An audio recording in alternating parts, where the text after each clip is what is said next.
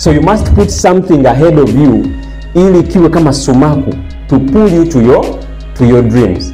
So jiulize, what do you want? Is it a car? Is it a house? Is it a good husband? Is it a good body? Si ndio wanawake ambao wana vitambi six packs. Hata sisi tunapambana nazo. Unapambana nayo angalau unapata 2 packs, lakini 6 packs sio mchezo.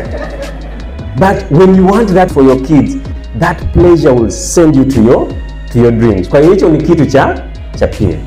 But the ultimate, kitu cha tatu ambacho ni kikubwa zaidi, it is purpose. Kusudi. And that one you have to go deep into yourself to find out kwa nini uko hapa.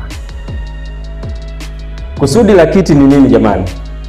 Kusudi la kiti kukaliwa Kusudi la simu mawasiliano Peni kuandika. Now we have to ask ourselves, kwa nini mimi niko hapa duniani?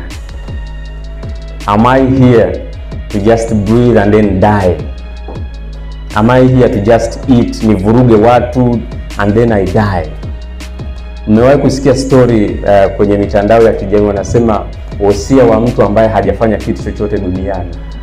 Alizaliwa, akazurura, akafa.